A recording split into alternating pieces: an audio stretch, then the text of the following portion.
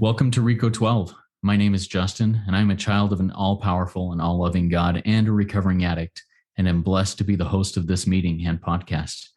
Reco12 is an organization with the mission of learning and sharing the similarities of addiction of all kinds, and gaining and sharing tools and hope from others who are walking a similar path.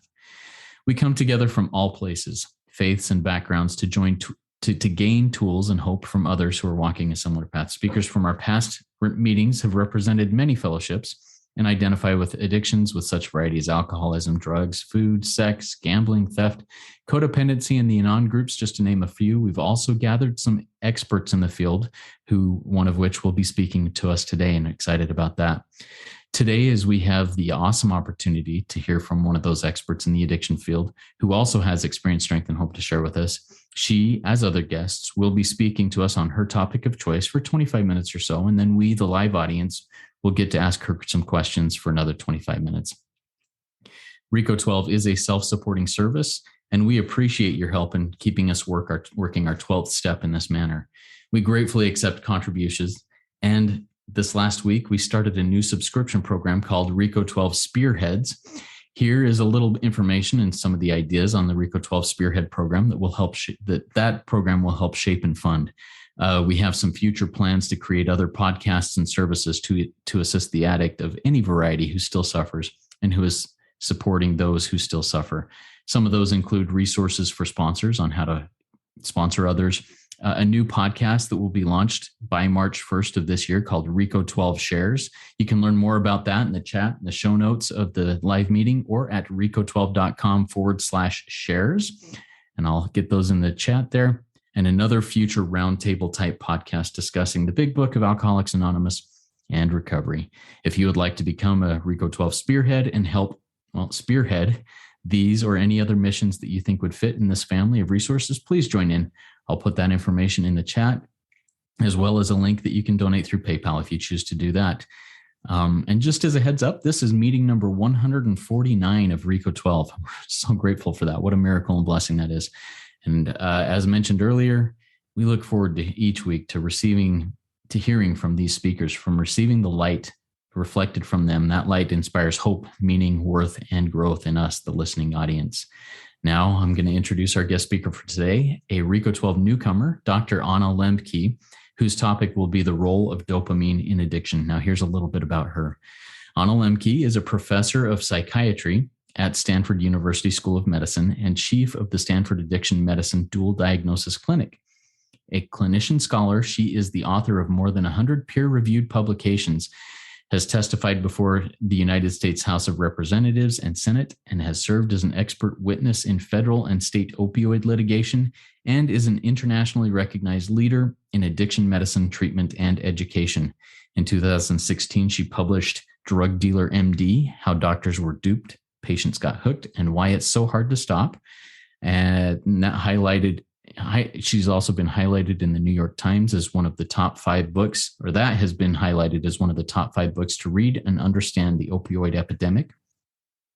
Dr. Lembke appeared in the Netflix documentary, The Social Dilemma, an unvarnished look at the impact of social media on our lives, and her latest book, Dopamine Nation, Finding Balance in the Age of Indulgence, was an instant New York Times and Los Angeles Times bestseller, and has been translated into 25 languages. And I've got several copies of that we'll be giving out here in some giveaways in this, and grateful about that. It combines the neuroscience of addiction with the wisdom of recovery to explore the problem of compulsive overconsumption in a dopamine overload world. Take it away, Anna. The floor is yours. Well, thank you so much. I'm very excited to be here and talk to all of you.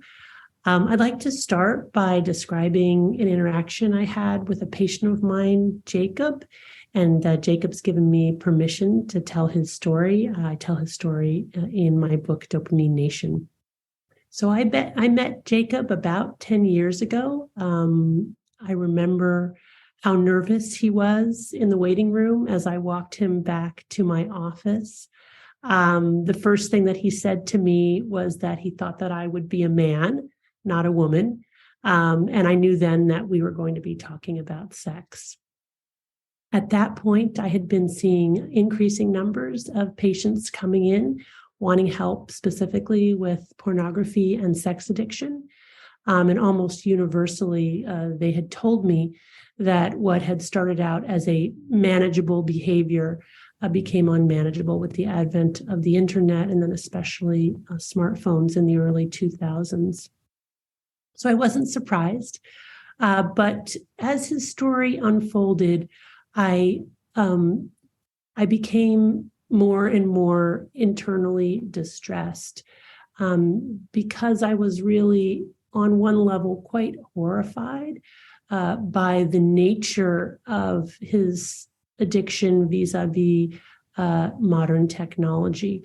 And without going into too many details, what he described to me was that he eventually built a masturbation machine, which, by the way, is not all that uncommon. People have been doing that for hundreds of years.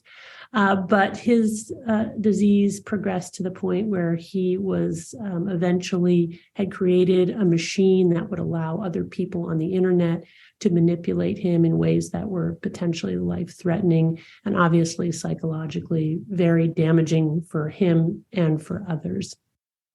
And as I was sitting there internally processing, my deep sense of compassion for him, combined with, honestly, a sense of horror, it suddenly struck me that really what he was doing was no different than what all of us were doing, and that in some very real sense, our smartphones and our devices had become our masturbation machines, and that we had reached a point in technology when we were essentially using these devices and using technology to quite literally titillate ourselves to death.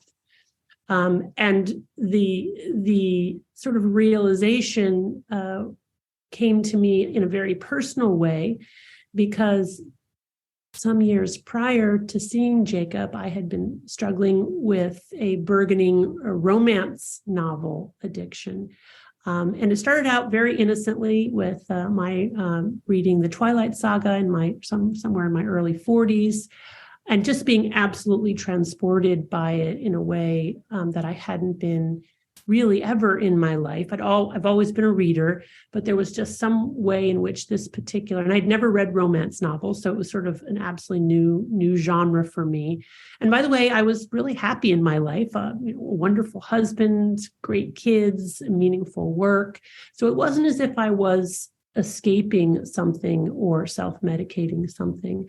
But what happened was I was so transported, so able to escape my own thoughts and ruminations, that I became obsessively involved in reading romance novels, which would have remained at a manageable level had I not then acquired a Kindle, which then allowed me to download romance novels immediately, such that I was staying up later and later in the night. No sooner had I finished one than I was going on to the next one. And of course, I needed then more and more potent versions of the same boy meets girl story in order to get the same effect. So I was experiencing what we call tolerance, which is where you need more of your drug over time, or you find that your drug's not working. This is all part of what's happening in the brain as we become addicted. Of course, I didn't see it happening as it was happening, but I essentially progressed to the point where I was reading frank erotica, which is socially sanctioned pornography for women. I was taking novels on my Kindle to social functions and hiding out in a room and reading. I was not spending time with my husband and children as a result of my reading. And I think the nadir for me was really on one occasion when I brought my Kindle to work and found myself in that 10 minutes between patients reading a romance novel. And I raise this because even as much as I know and knew about addiction and should have been able to recognize, what was happening to me, I really didn't see it. And this, I think, profoundly speaks to the ways in which we've all become vulnerable to the problem of addiction, the ways in which these digital devices and the drugs they deliver are so incredibly potent that they really work on our brains in the same way that substances like alcohol and cannabis can. And that even if we don't come to these drugified experiences and substances with innate vulnerability for addiction, because of course we know there's genetic vulnerability, or we don't come with a sense of, our lives being troubled and wanting to self-medicate or escape, we can still get caught up in it because of the incredible potency, the access, the quantity, the variety. These are things that make something highly addictive. And so I want to talk about what's going on in the brain. Like, how does that happen? And in order to understand that, it's first important to understand dopamine. Dopamine is a neurotransmitter. It's a chemical that we make in our brain that's fundamental for the experience of pleasure, reward, and motivation. Now, it's not the only neurotransmitter involved in that process, but it is the final common pathway for all reinforcing substances and behaviors, including digital drugs and screens, which clearly light up our reward centers and release dopamine. The more dopamine that's released and the faster that it's released, the more likely that substance is to be addictive. And here's where the very important concept of drug of choice comes in. So what releases a lot of dopamine in my brain, i.e. romance novels and chocolate, may not release a lot of dopamine in your brain and vice versa. This concept of drug of choice is not very well understood, and there's limited research on it. But because we have so much more potent versions of drugs that have been around for thousands of years, as well as new drugs that didn't exist before, we're now at a point in time in human history when we've all become more vulnerable to this problem of addiction. So what happens in the brain as we get addicted? In order to understand this, it's essential to appreciate that pleasure and pain are co-located in the brain. So the same parts of the brain that process pleasure also process pain, and they work like opposite sides of a balance. So if you imagine that in your brain's reward center, there's a teeter-totter, like a beam on a central fulcrum. That's how we process pleasure and pain. When we experience pleasure, it tips one way, pain the other. Now, there are important rules governing this balance, and the first and most important rule is that the balance wants to remain level to the ground, and that with any deviation from neutrality, which neuroscientists call neutrality homeostasis, with any deviation from homeostasis, our brains will work very hard to restore a level balance. In fact, the definition of biological stress is a deviation from homeostasis. And in fact, the work that we do to restore a level balance sets off our whole adrenaline cortisol system. So we tax our system to restore that balance, but that's a universal physiologic drive of all living organisms. So how do we restore a balance? That's key to understanding the process of addiction. What happens is for example, when I read a romance novel, I release dopamine in my reward pathway, my balance tilts to the side of pleasure. But no sooner has that happened than my brain adapts to increase dopamine transmission by downregulating dopamine transmission through a process called neuroadaptation. And I like to imagine that as these little neuroadaptation gremlins hopping on the pain side of the balance to bring it level again. But the thing about the gremlins is that they like it on the balance, so they don't get off as soon as the balance is level. They stay on until it's tilted an equal and opposite amount to the side of pain. That's called the opponent process reaction, hangover, come down. Now, in my case, that's wanting to read one more chapter before I put the book down, or have one more piece of chocolate, even though I told myself I would only have one piece. Now, if I wait long enough, those gremlins do hop off and homeostasis is restored and the craving passes. But until they hop off, the physiologic urge to reach for my drug again is almost overwhelming. And when we live in a world in which access to our drug is immediate and the quantity is enormous and the potency is very high, that means it gets harder and harder to resist that temptation.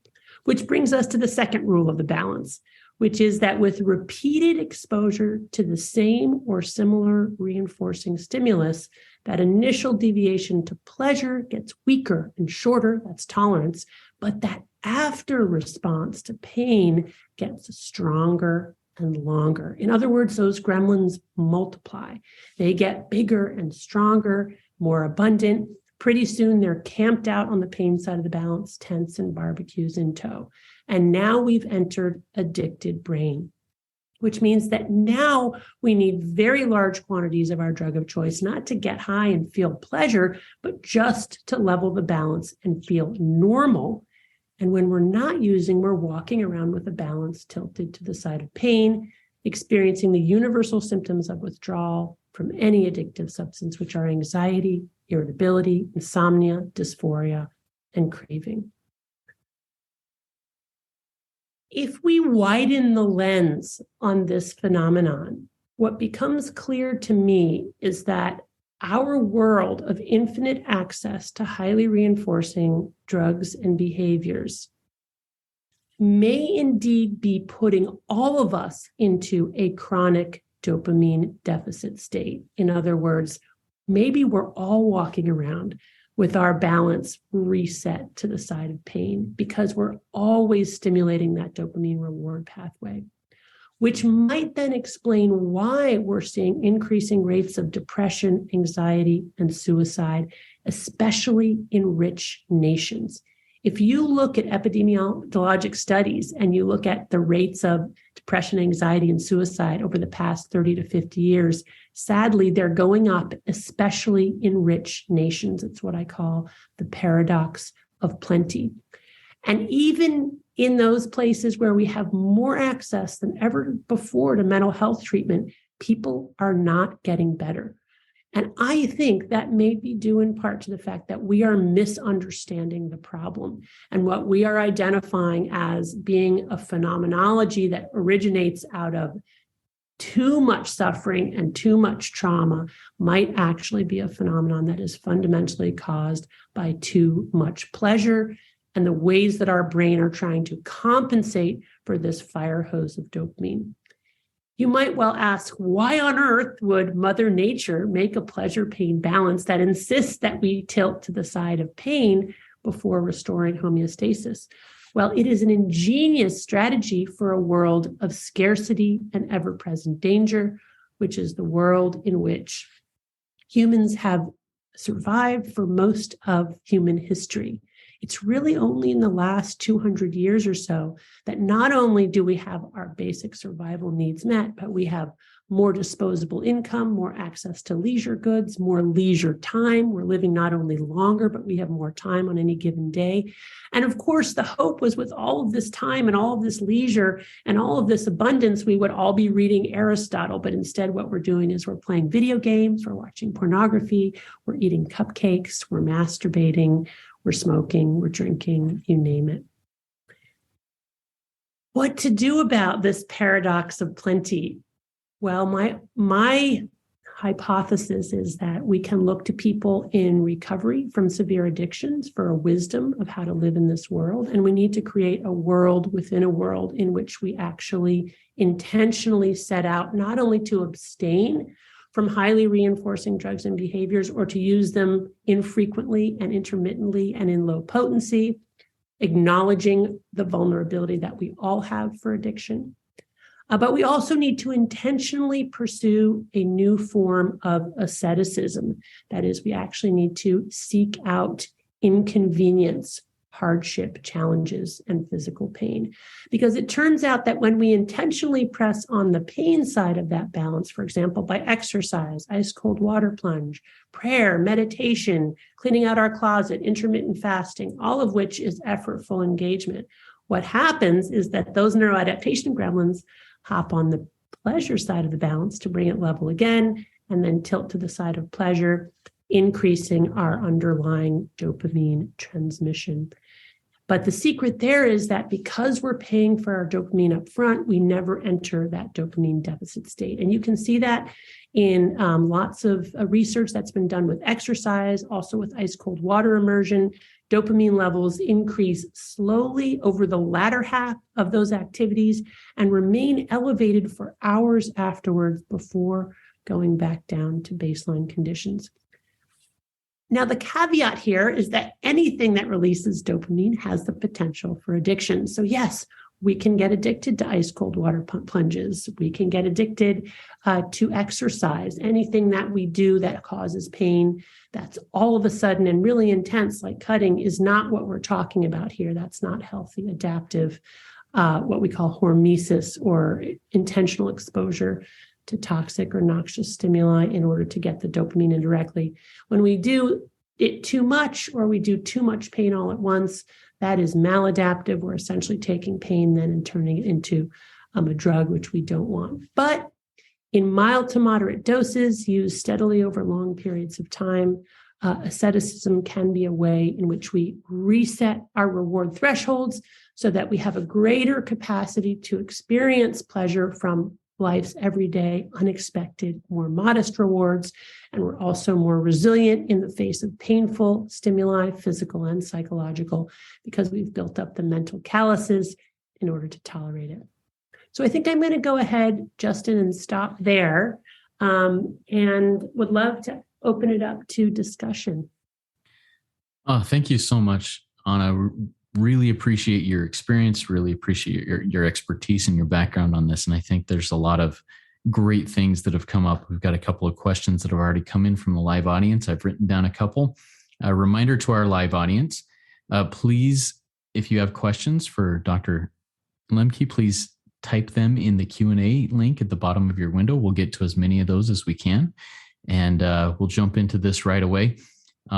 We will be doing a giveaway for 6 copies of Dopamine Nation. I've got a few more that we'll do some things in the future with, but I will put in the chat here during this session, or during the Q&A, how we can do that. So for questions for Dr. Anna Lembke, first one, we'll go with Gregory. Gregory's got a few in here, but I'm going to go with the first one here. And this is relating to, our recovery programs that we're talking about here, Anna. In step 1, we have the concept of we are powerless and that our self-will is not enough to stop our addiction. How does that work in our brain? Why are we powerless? Oh, that's such a great and profound question. And I'll do my best to answer it based on my experience, my knowledge of the neuroscience, but also my intuition, because I think that's a really deep question that nobody knows the answer for sure. So essentially, we have to recognize that we reflexively approach pleasure and avoid pain.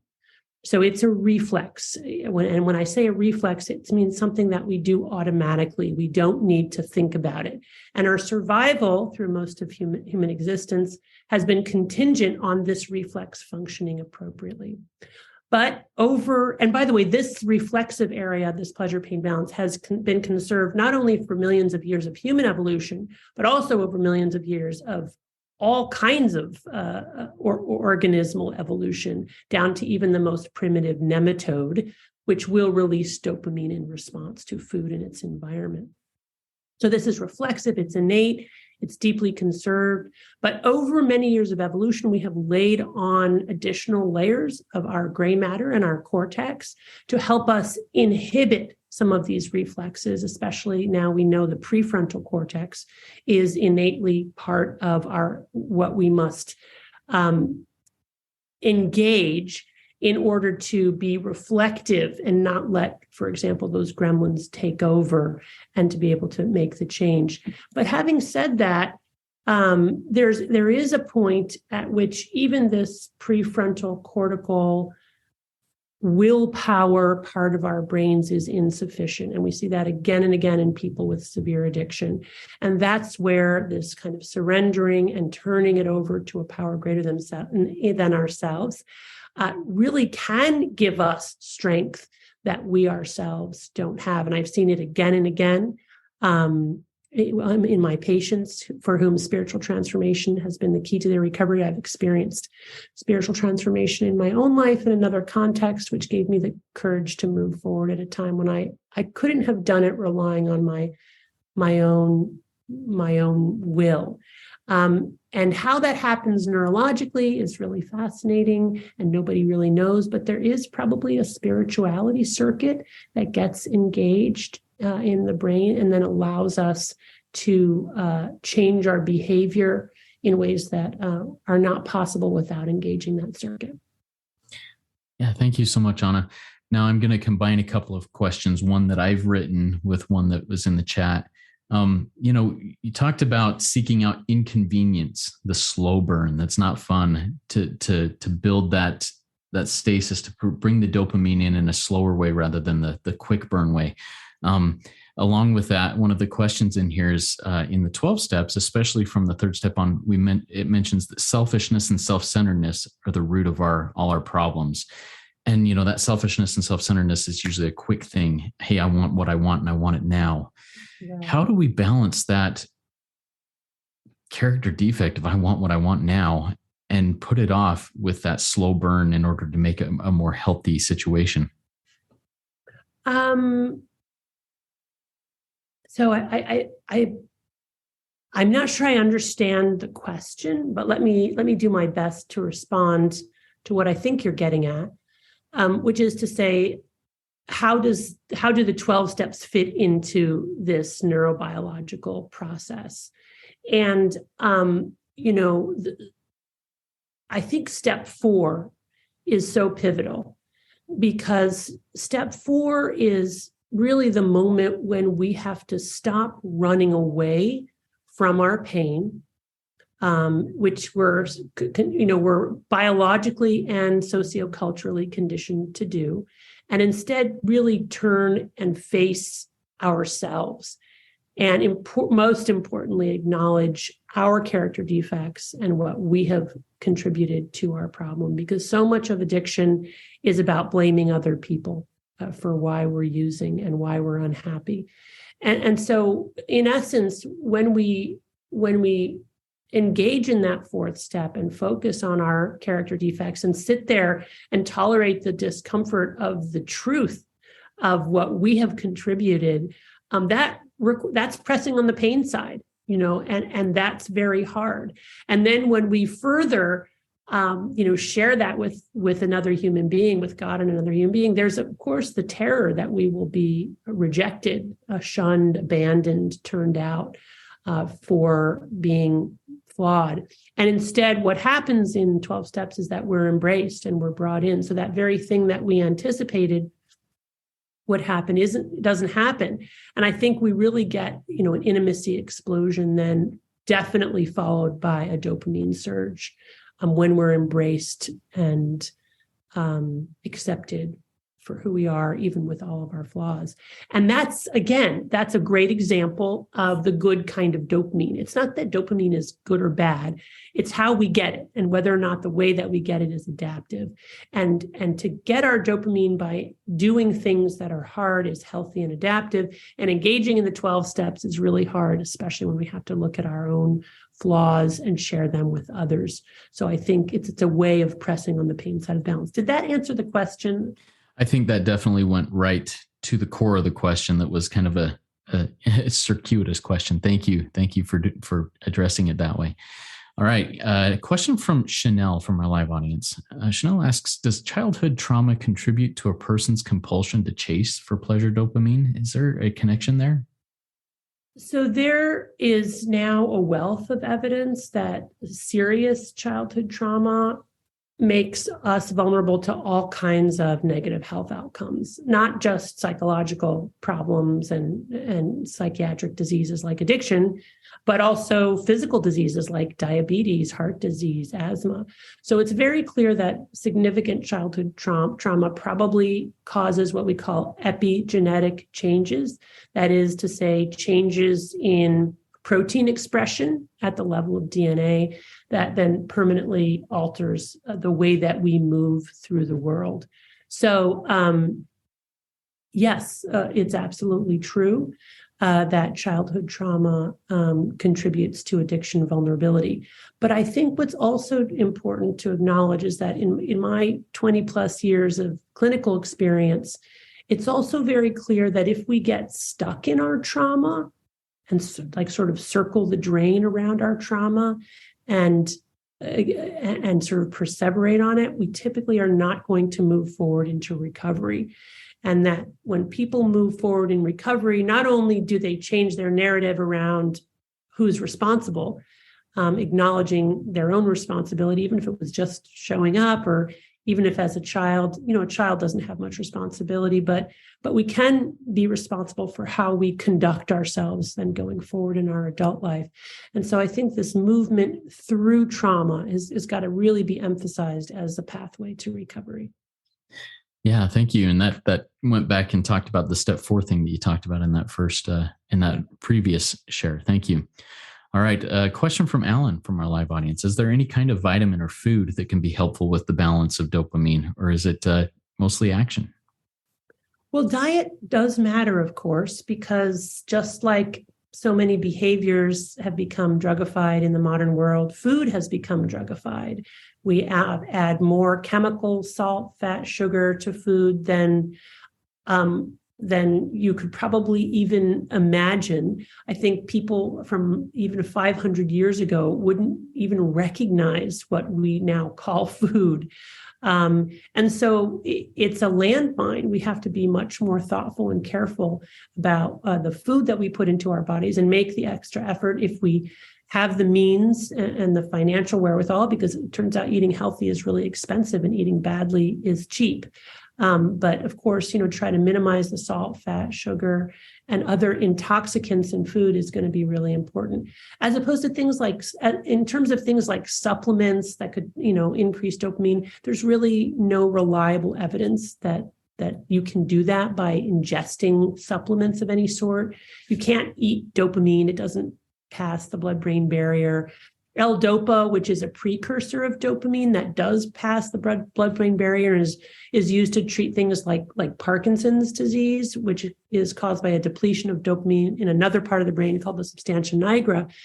There are many reports now, it's been well established, that some people who take the dopamine precursor to treat Parkinson's end up with a kind of an addiction phenotype, that increased ingestion of dopamine actually leads to compulsive overconsumption of things like gambling and shopping, probably because the brain responds to any external dopamine by downregulating its own dopamine production and transmission, that is to say, gremlins hopping on the pain side of the balance.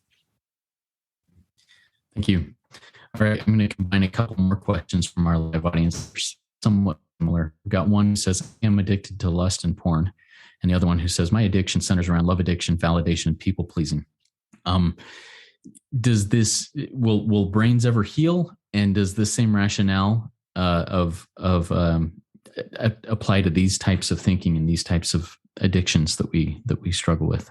Yeah. So first of all, absolutely. I mean, love, it can absolutely be an addiction. Again, anything that releases dopamine has the potential for addiction. Everybody is different. What releases a lot of dopamine in one person's brain may not release a lot of dopamine in another. For example, I always like to say I thought I was immune to addiction because alcohol gives me a headache. Caffeine doesn't wake me up or do anything positive. But of course, I did discover in midlife that my drug of choice is social connection, is love, is romance, is orgasm. And so, I can really relate to the difficulty of this category of addiction in the world in which we live today, a world of social media, of online pornography, a world in which the triggers are just endless. I mean, even if you try to hide from pornography, you can't, because even perfume ads are, virtually pornographic now. Having said that, the brain really can heal. And the secret to healing is abstinence, abstaining for long enough to reset reward pathways, have those neuroadaptation gremlins hop off to reset homeostasis, and then to create a world within a world where we're insulating ourselves, not just from our drug, but also from triggers. Because of course, we know that triggers or reminders of our drug, or even euphoric recall and fantasy, can set us into that same dopamine spiral that we have with the drug itself. There are studies now showing that even just cue-induced reminders of a drug will release dopamine, make us a little high, and then lead afterward to that mini dopamine deficit state. So the gremlins once created never entirely go away. They're always waiting in the wings. They want to hop on the balance again, and they will do so even with triggers, which temporarily go to pleasure. But then you have these gremlins, hordes of them, because we've made a lot of them over time, slamming us down to the side of pain. So we need to then find a way to insulate ourselves, what I call self-binding strategies, not just between ourselves and our drug of choice, but also triggers. So it could be, for example, my patient Jacob, when he got into recovery through 12-step, he realized that he couldn't look at pornography, but he also couldn't watch YouTube videos. That once he started to watch YouTube videos, that very quickly took him down the path of pornography. For me, it was listening to popular music, which almost always includes some theme of love. And I would find, even just driving in the car, if I listened to a pop music station, I had cravings for romance novels. So these are the types of things we have to recognize. And I think importantly, it can feel like, oh gosh, I'm not going to be able to have any pleasure in life. I'm going to have to wall myself off in some kind of monastery. That sounds horrible. But the truth is that if we reframe this as really doing ourselves a wonderful, generous, loving favor by insulating ourselves from these triggers, then it takes on a whole new meaning, right? When we recognize, no, I'm really doing myself something really good and loving in a really crazy, mixed up world that's constantly inviting us to titillate ourselves and to be addicted and to consume. Yeah, thank you. I want to follow up on that. You just brought up, for you, your experience was, pop music can be a trigger for that. And then in the same, right after that, you go, well, am I going to have to live in a monastery and not do that? So how does limiting, pop music in this case, does that bring freedom, or do you still feel confined in that because of that? You mentioned, hey, I'm doing myself a favor, but is there freedom, or is it confined freedom? Right. So first of all, whenever we stop using our drug of choice or limit our triggers, which are a stepping stone to our drug of choice, the first thing that happens is that our pleasure-pain balance slams to the side of pain and we are in withdrawal. And so initially, it's not only a prison that we put ourselves in, but we're being tortured in that prison. And so it's important to just acknowledge that.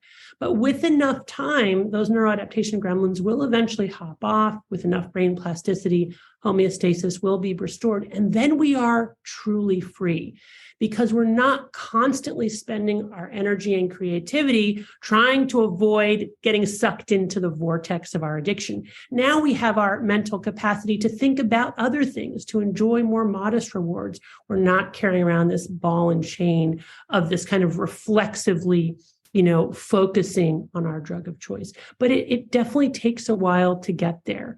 It takes a while to get there. Yeah, that reminds me of some of the step 10 promises from the big book of Alcoholics Anonymous, where, if I'm in fit spiritual condition, if I'm in solid recovery, I can do things that other alcoholics wouldn't typically be able to do. I can go places. Yeah, exactly. Thank you. Okay, question from an anonymous attendee, and this goes to self-harm. This person says, I understand how self-harm is a maladaptive way to get dopamine. How do I break these dopamine hits from self-harm? Yeah, so this is what I talk about in the book, that it really starts with a dopamine fast, or what can be called an abstinence trial or abstinence sampling. This is where we commit to 4 weeks of not using our drug of choice. And that would include, if your drug of choice is cutting, that would be to set a quit date, get rid of your razors and your other cutting instruments, tell somebody, get a recovery buddy, and really commit to no cutting for 4 weeks. Recognizing that it's going to get worse before it gets better. It's really, really hard. Our brains will make up all kinds of stories why it's really okay to cut, why it's no big deal, why I deserve to cut because this person said this or that happened. But if you can just ignore, those voices, that stinking thinking, you can get to about 10 or 14 days. Typically, the craving starts to ease up. And then by weeks 3 and weeks 4, people notice the sun coming out, those gremlins have hopped off, homeostasis begins to be restored. We begin to upregulate our own dopamine. And, of course, finding other healthier adaptive ways of coping too. Again, going to meetings, reaching out to a sponsor. But it's not easy, but it's time limited. So the pain is time limited. Thank you. Okay, question from Emma from our live audience, and this goes into your conversation or your discussion on step 4. Emma says, you mentioned about step 4 and wanting to run away from the pain rather than to sit with the pain, and rather to sit with the pain. And that addiction is a result of running away from that pain and not wanting to face it. How do we face the pain without using different things when it's what we've always done? Step 4 is asking us to face that without using it. Yeah.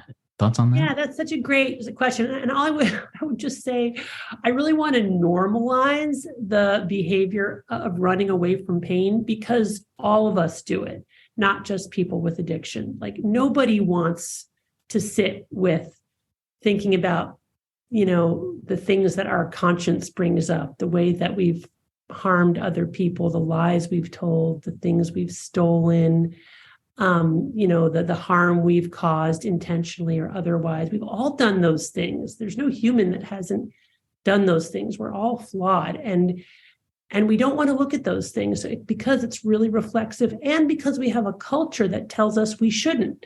We have a culture that tells us, lose yourself in some distracting behavior, or watch a Netflix show, eat an ice cream cone. So you're not alone, Emma, is what I'm trying to say. And I think the key here is I know for me, the running finally stopped when I just got so exhausted I couldn't run anymore. Like I couldn't outrun it. And it wasn't because I wanted to face the pain. It was like I was just too tired to keep running. And and it's terrifying in that moment to then turn and go, okay, I guess this is it. But something remarkable happens when we do that, is we recognize, oh, you know what? It's okay. Like, I'm going to be okay. There's something very incredible and paradoxical when we stop running from pain and we just let it wash over us, and we realize, you know what? There's nothing I can do.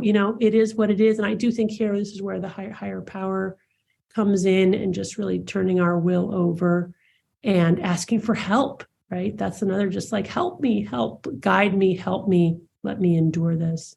We can get a lot of courage and strength from that. Thank you. Okay. Question from live audience. Lust and porn, addiction, visual addictions go from the eyes to the brain. Alcohol, for example, is more of a physical substance we take in. Is it the same type of addiction in the brain? Does it work the same way? Yeah, it really does.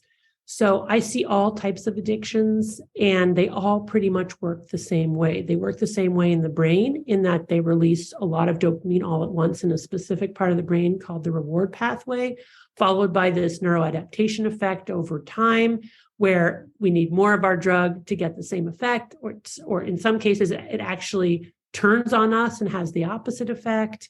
And then we end up in this chronic dopamine deficit state where we're not able to take joy in anything else. We have this narrowed focus, and we basically sacrifice ourselves on the altar of drug seeking. And the same trajectory, people usually start out using whatever their drug is, either to have fun or to solve a problem. If it works for them, they'll use more and more over time, and then that same process will occur. And the intervention is the same too. When it comes to sex and porn addiction, it's not often just the behavior that we have to abstain from. It's also the fantasy life that goes with it, because that fantasy life is like a stepping stone. And that took me a long time. So once I gave up, my romance novels, I still engaged in fantasy, but I eventually realized that was just kind of stoking the fire, and that I had to engage my creativity, my creative mind, in a different kind of way. And I think that's a lot of it too, that in some ways people with severe addiction are super creative without a good outlet. And so if people with addiction can just find a problem worthy of their tenacity and attention, that can be very helpful as well. Yeah, thank you for that. Love it. All right, going back to trauma, another question from our live audience, Nira, who asks this question on trauma. If not handling trauma can hinder recovery, how does that relate to relapse? Well,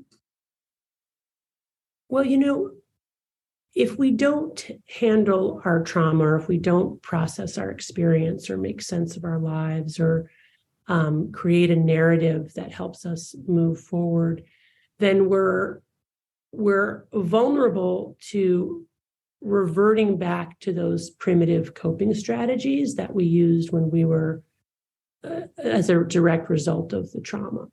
And we will. So, for example, just again, going to animal experiments, there's a series of experiments showing that if you take a rodent and you teach it that if it presses a lever, it can get cocaine, it will press that lever till exhaustion or till it dies. If you then remove the cocaine, eventually that lever pressing will extinguish and the animal will realize, oh, there's no more cocaine coming from here. I'm not going to press the lever. And it will go and do different things. If you then expose that animal to an incredibly painful foot shock, it has to be a really painful trigger. The first thing the animal will do is run to the lever and start pressing it for cocaine. So in other words, when we have experienced significant trauma, if we don't somehow metabolize that trauma and make sense of it and intentionally create healthier coping strategies, then when new stresses occur in our lives, we will automatically go back to pressing that lever for cocaine. Thank you. Question from Danny from the live audience. Danny says, I have fantasy addiction, Sex and Love Anonymous. I never noticed how much I lie. I feel like I have a compulsion to lie. It's almost like when I tell the truth, I am not even sure it's the truth. Yeah. I feel so much shame over this. How can I work through this? I've committed to no lying and was doing great during the pandemic, but then it all came back. So how can one deal with that situation? Yeah, so I have a whole chapter in my book called Radical Honesty, which unpacks the whole lying phenomenon, because of course, lying is a big part of addiction and truth-telling is a big part of recovery. And one of the things that I've learned from my patients who get into good, robust recovery and maintain long-term recovery is that they've learned they can't lie at all. So not only can they not lie about their drug use, drugs and behaviors, but they can't lie even about little things like why they were late for a meeting. I'll never forget a patient of mine who told me that when he was deep in his addiction, if somebody called him and said, where are you? And he was at McDonald's getting lunch, he would say, oh, I'm at Burger King. And then if they called him when he was at Burger King, he would say, I was at McDonald's. The point being that he lied about everything and it didn't even make any sense anymore. And the reason that telling the truth is so important for recovery is because truth-telling is really on some level not natural to humans. Like the average adult tells 1 to 2 lies per day. We're kind of natural manipulators on some level, especially when it comes to showing ourselves in a good light. So that means that in order to be radical truth tellers, we have to be intentional about it and actually set up a little place in our minds where we fact check ourselves. And we have to do that effortfully until it becomes more automatic. But even then we can slip. But it's really worth doing it because as I postulate in the book, probably what happens when we're truth telling is that we're strengthening our prefrontal cortex. And our prefrontal cortex is absolutely essential for keeping those gremlins in check. And it's also essential to tell the truth in order to foster intimacy, but also to be able to tell truthful autobiographical narratives. Because the stories that we tell about ourselves and our lives to ourselves and others aren't just a way to organize the past. They also create a roadmap for the future. And if we're lying, then we don't even know what the evidence is anymore, right? As you say, like sometimes you lie so much you don't even know what the truth is. So really important to intentionally put effortful energy, pressing on the pain side of the balance, in order to tell the truth, even about little things, especially things that we think are maybe not that consequential and don't matter. But if we were to tell the truth about it, might put us in a little bit of a bad light. Those little lies accumulate into much bigger lies. I know one thing I noticed about myself about truth telling, or when I'm telling somebody about something that happened to me, I'll often have this desire to exaggerate the circumstances because I feel like the truth is not exciting enough, and that then somehow I'm not exciting enough, or I'm not interesting enough, or I'm not good enough. So that's something else that others maybe can relate to that I've observed in myself, that there's almost, it's the lying in the form of like exaggeration in order to make my story more interesting and myself more interesting. And those are dangerous lies as well, because What we're depriving our other people of is the opportunity to judge for themselves whether or not that was an interesting story or a dramatic story, where, again, it's a little bit self-will run riot. We're trying to manipulate other people's experience. Anyway, that was probably too long an answer, but I have a lot to say on that topic. And I love that chapter in the book. I've reread that chapter a few times. That's a powerful chapter on radical honesty. Is that the radical? Yeah, that's right. Yes, radical honesty. Thank you. Highly recommend it. Well, I highly recommend the whole book, but chapter 8 is one that has meant a lot to me. We're only going to have time for one, maybe two more questions. There's several more in here. What I'll do with the questions we don't get to in this is I'll post them in our WhatsApp group and also on Facebook page, and you guys can all get in and talk with each other about that if that's what you choose to do. So let's talk a little bit about this question from Deborah. Since this dopamine stuff is biologically in all organisms, why are not all people addicts? Why is it just a fairly small percentage? Well, people are born with differing degrees of vulnerability to the problem of addiction. We aren't all equally vulnerable. And if you have a biological parent or grandparent that has a history in particular of alcohol addiction, because that's what we have data on, we know that you're at increased risk of becoming an alcoholic yourself, even if raised outside of the alcoholic home. However, having said that, as our world has become more drugified, as access to drugs have increased, as we have developed new drugs that didn't exist before, made old drugs more potent, we are in fact seeing rising rates of addiction. So just to take alcohol as an example, rates of alcohol use disorder in women has increased 80%, and in older people has increased 50% in the last 30 years. So these are demographic groups that we previously thought were more insulated to this problem. What explains that? Human beings haven't changed in terms of their evolution in the past 50 years. What's changed is the environment and the access. So I think I would suggest to you that really all people are addicts today. All you have to do is look around you and see how people are engaged with their smartphones.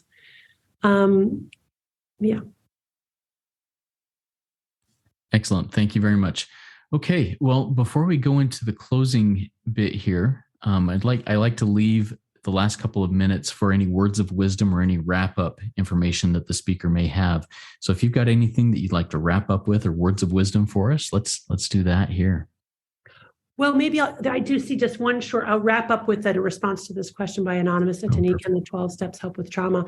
And I would just say the 12 steps can absolutely help with trauma. And I think one of the ways that 12 steps can help is, again, having us really acknowledge what we have contributed to our traumatic experiences.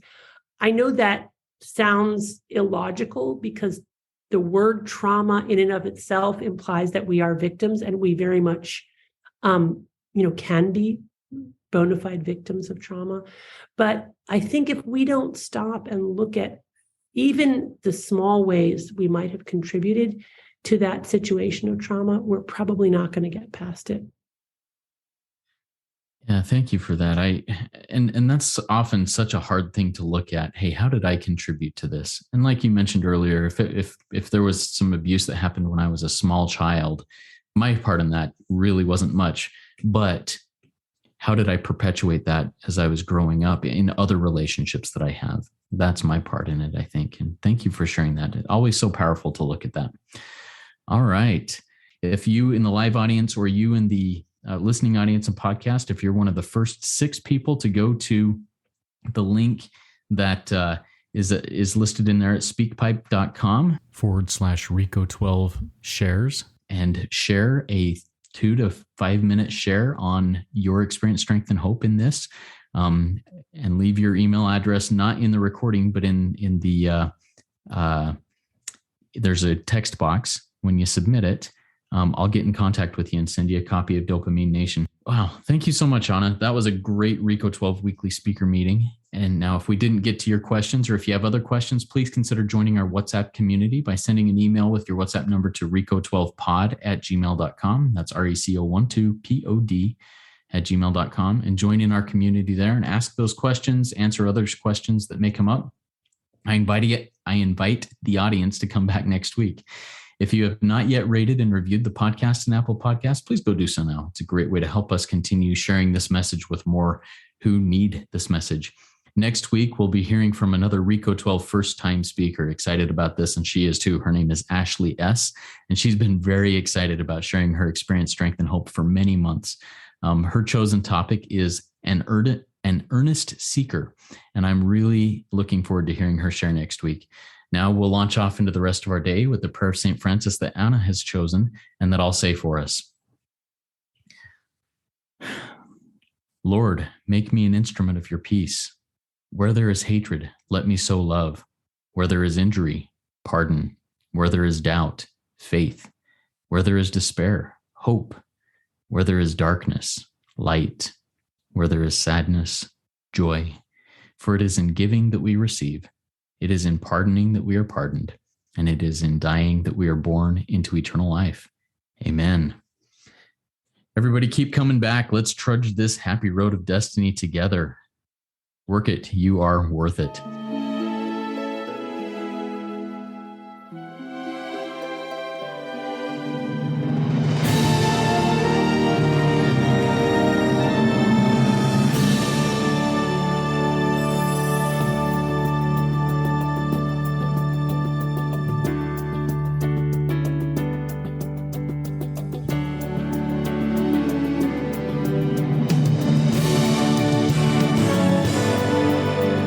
Standing still a moment, carving out this time, reflecting on the landscape of this life of mine. Peaks too high to conquer, streams too wide to cross, troughs too deep to walk through without incurring loss. Yet here I am, still standing tall, despite the rough terrain. One like me survived the storms and walked through wind and rain. Still standing, I will fight the good fight, still searching for a glimmer